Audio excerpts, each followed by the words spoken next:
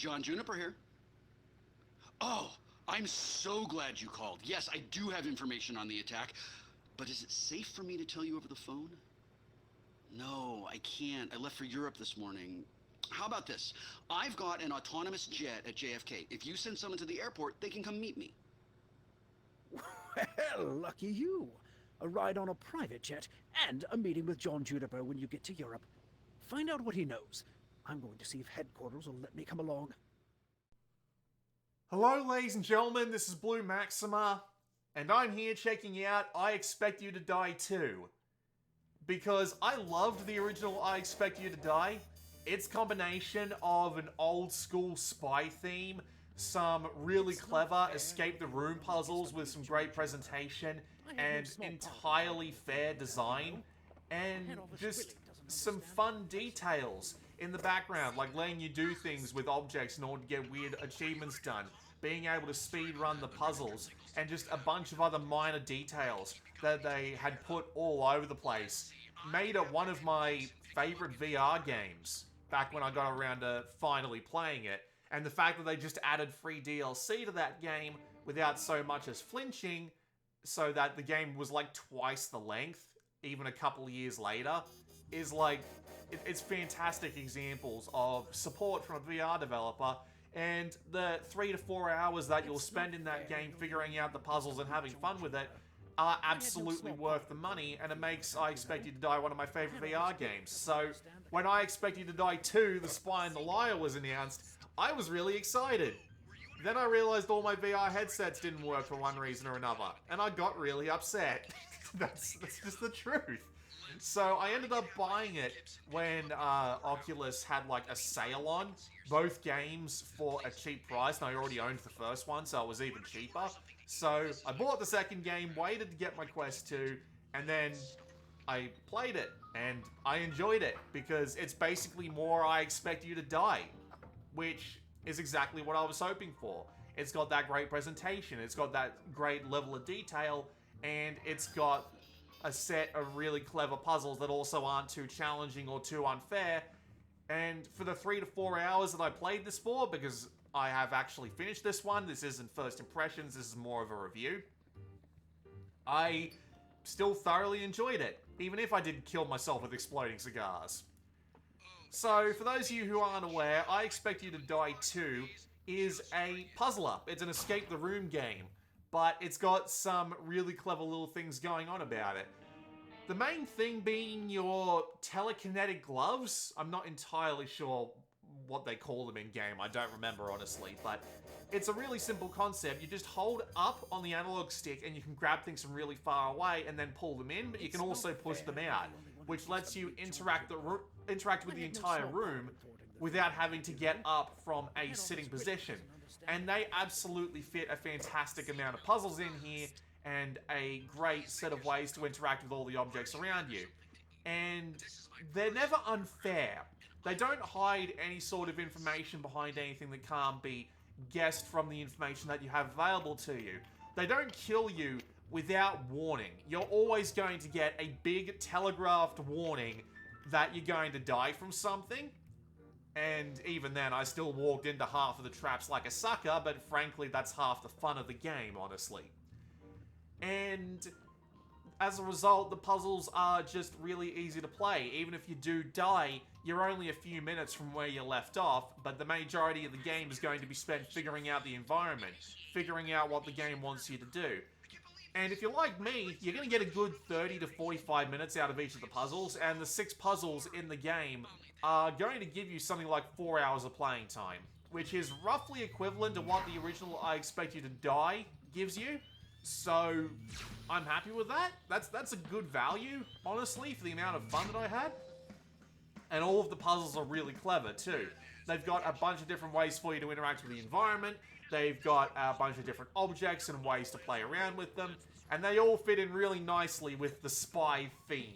And as a result, I really enjoyed my time with it. But it also helps it's got all those little details, like, for example, in every single level, there is a set of 6 achievements that you can accomplish by doing particularly unusual things with certain objects in the overworld. or finding certain hidden objects in the environment that give you a reason to come back and replay them and see what silly stuff that you can get done.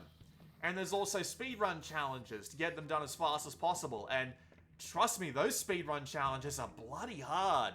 Like, I'm amazed that they managed to get the times down that much on puzzles that are this complicated. Like, admittedly, they're not too over the top. You'll get them done in like 6 minutes in one good run, like I do at the very end of this video. But I felt like I had to leave in at least some of the exploring the puzzles and learning the information that you normally get in order to properly encapsulate the experience.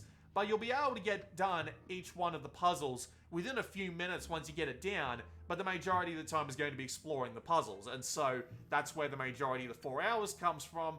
But it's never too particularly frustrating. You're just going to have to look at every piece of information that you've got, every object that you have in front of you, and it's fine. It also helps that they give you the opportunity to make objects hover in the air in front of you so that nothing will go walkabout.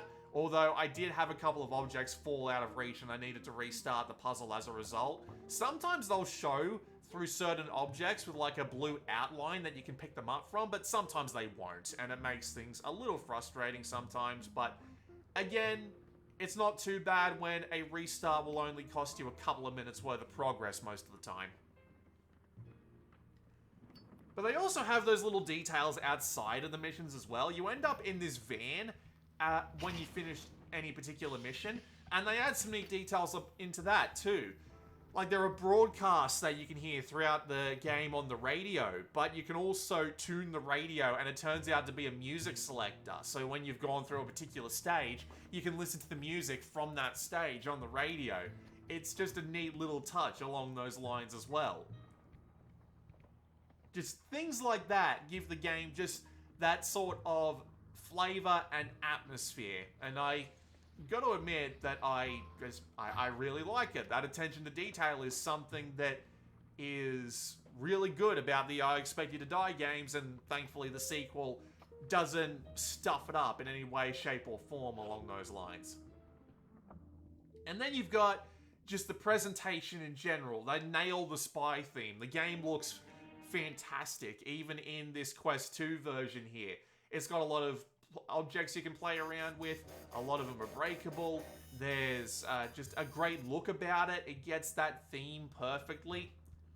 And it runs at a pretty steady clip the whole time, which is great because, well, you kind of want it to, but it doesn't seem to have any performance issues whatsoever on the Quest 2, which I appreciate. And I imagine it'll be easy as pie to run on a VR-capable PC rig, although I'm not sure if I'll ever find out about that. It's also worth noting that there is voice acting and storytelling, and the stories have never been these games' strong suit. It's pretty obvious who the bad guys are from the very beginning, and who the good guys are from the very beginning, and it's just exploring, finding out information. They'll send you somewhere else, they'll send you somewhere else, they'll send you somewhere else, they'll save the world. It's never anything too in-depth. And the majority of the acting is good. The majority of it. Like the female sidekick, whose name I can't remember, it's like the Fabricator or something. She's good. All of the miscellaneous roles are good, and I've always liked the agent's handler. His voice just speaks to me. He makes stupid jokes. They even let him help out on a couple of the missions this time around, which I really liked. I was hoping they were going to do more of that, but they didn't end up doing that, which I'm just a little bit disappointed by. There is, however, one big actor that they recruited for this one. It's Will Whedon. Now, I will admit that I don't like Will Whedon for a lot of reasons that I'm not going to get into, but I don't think he was very good in this game.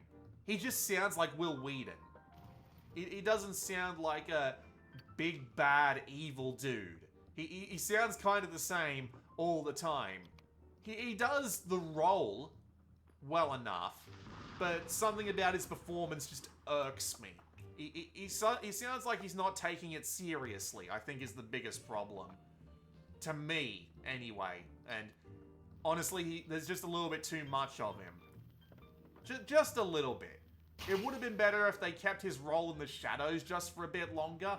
made all the evil stuff about the Fabricator and kept his role secret and let you guess at it and have him take over at the end instead of being the big bad guy all the way through. I reckon that would have worked better for his character.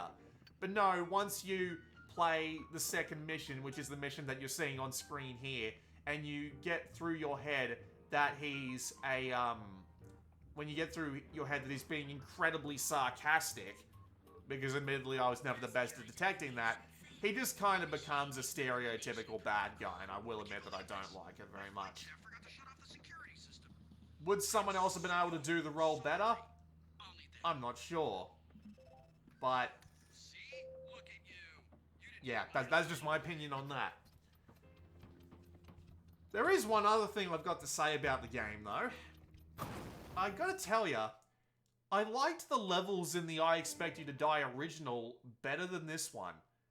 The locations were more interesting, the puzzles were slightly more engaging, and admittedly there's more of them, although you are kind of comparing, a game that had not only, you know, a few years of DLC support, but a bunch of levels of its own versus the sequel. And it's not like they could go recycling ideas for the sequel, you know? And the levels here aren't bad. Like, you go to a bunch of cool places. You're in a plane, you're backstage at a play, you're doing a couple more spy-ish things. Like, it feels like you're more being a spy, but it does lose a bit of sense of grandeur and scale with the way that they've designed the majority of these levels. And I'd be lying if I said I wasn't a little bit disappointed by that, because some of the levels in I Expect You to Die 1 were really cool, but outside of like one particular example towards the end of the game that I won't spoil, I never really got that feeling in this one. And I will admit that I was a little bit disappointed by it, but it wasn't enough to break my confidence in the game completely, because I really do like I Expect You to Die 2. I don't think it's as good as the original, but it's still really good. It's still enjoyable to go through all of these puzzles. All of the locales are still interesting enough to explore. The presentation is still top-notch outside of Whedon, and the 4 hours that I played of it were really enjoyable.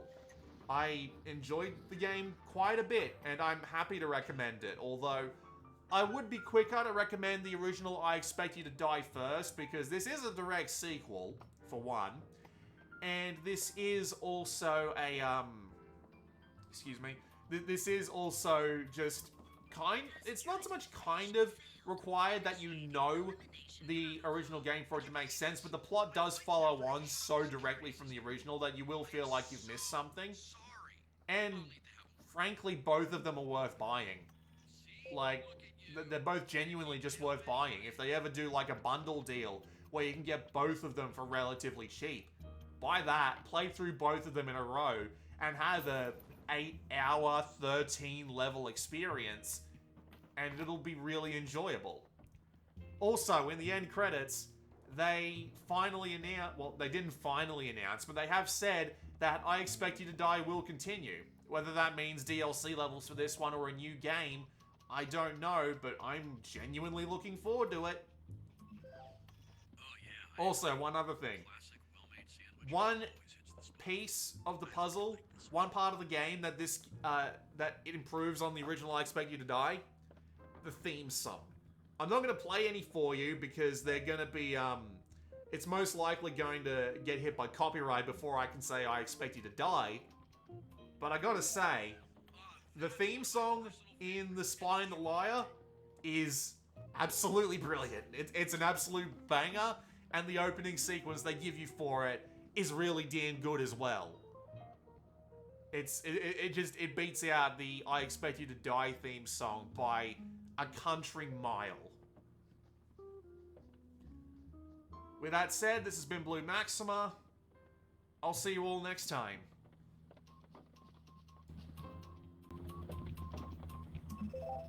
Only the best chefs in the world can prepare that dish safely. Lucky for you, I employ the best chefs.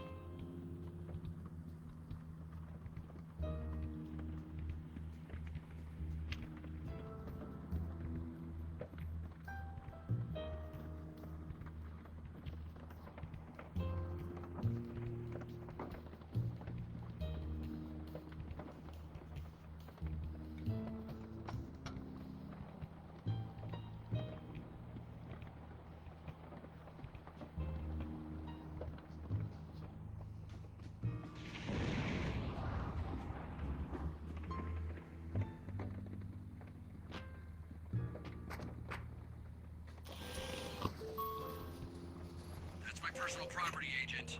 It's of no use to you, I promise. Oh, you found the emergency supplies. Safety first. In all seriousness, that's sensitive equipment. Go close that back up.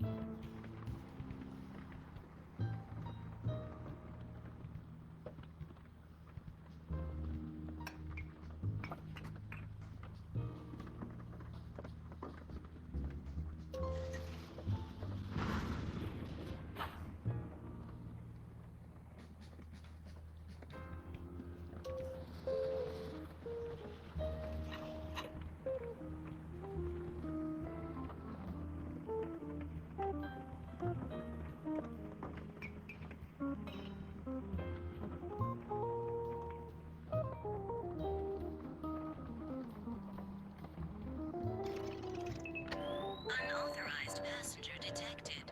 Initiating elimination protocol.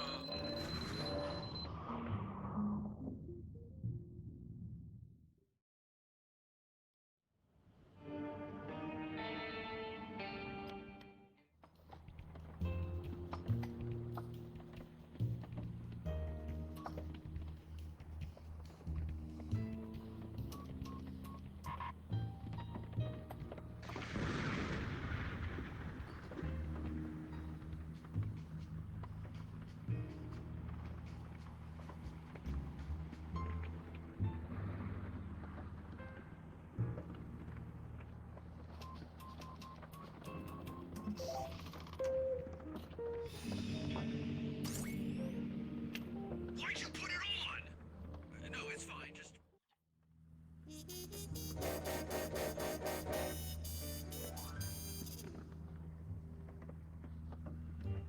It's not fair you're the only one who gets to meet John Juniper. I had no small part in thwarting the theater attack, you know. The head office really doesn't understand the complexities. Signal lost. please make yourself comfortable. Why don't you order something to eat? This is my personal aircraft, and I like to keep it well stocked. Oh, yes, please enjoy. I picked up a new box of these just for you.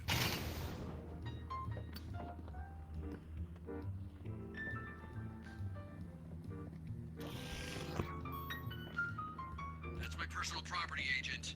It's of no use to you, I promise.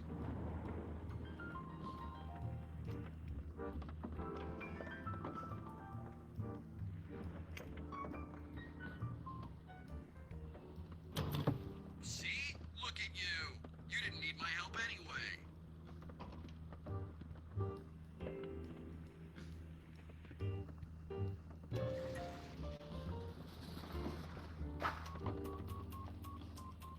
Passenger identification failed. Initiating elimination protocol. I can't believe this. My flight staff forgot to shut off the security system. I am so sorry. I'll need to have a word with them.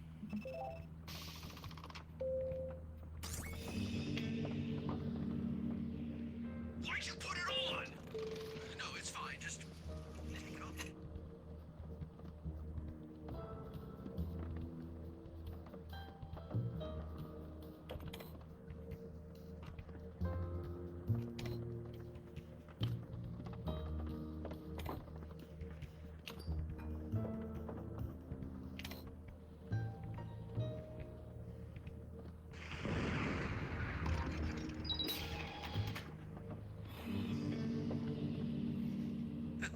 All right, that's enough now. Don't touch Location the flight. override invalid. Unauthorized for landing. There, yes. Is this working? Agent, what's happening? Wait, you're heading to a Zoraxis airbase. I don't like the sound of that.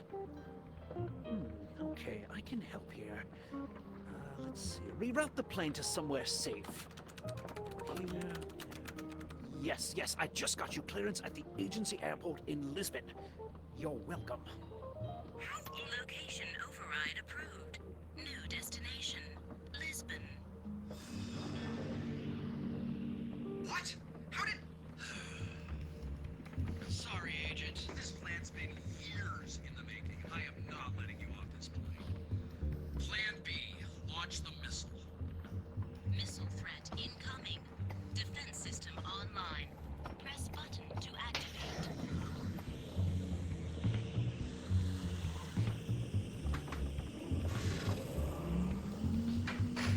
System malfunction. Attempting reboot. Failure.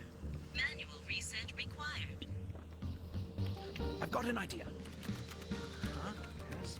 Ah, yes. This plane's manual is in the agency database. Okay, let me see. Warning. High voltage may cause instant death. Yes, let's skip to the important part. On your left, press down all breakers that have triangles in an upward position. That's a little obtuse. Ah, yes, perfect. Next step, find the system memory panel. It looks to be inside the table. Can you get it to open up?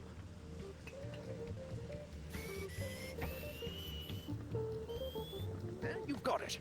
Remove both cards. Now snap one card into place next to a symbol with a circle thingy in the middle. And yes, exactly. Next, locate the serial number on the panel above the memory cards. It just says here to set the slider to the number in the 11th digit. It doesn't say where the slider is. What? Good. All right, place the last card next to the slot with a symbol that looks like a spider? Or, you've got it. Come on, Agent. You're trapped on a plane above the Atlantic Ocean. There's nowhere to run. Just die already. Never meet your heroes, Agent. Now, chin up. We're almost through this. Oh, yes, exactly. The next step is to find the calibration readout display. Ah, yes, perfect. Set all of the needles to green. Huh, well, that should be simple.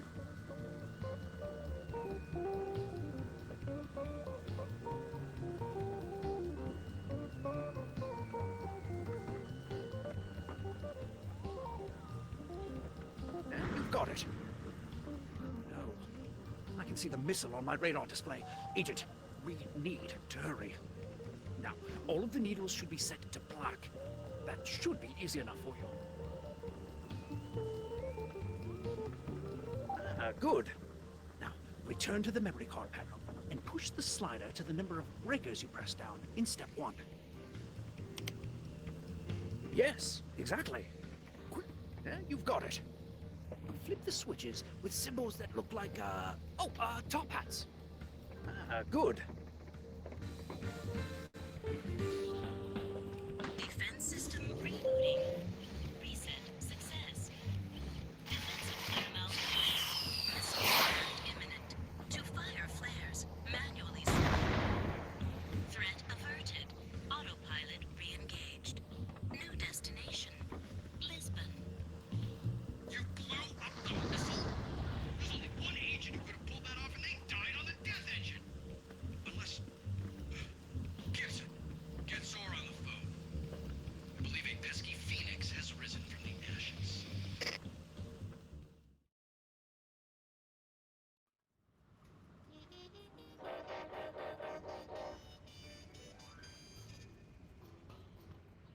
Agent, I don't know what to...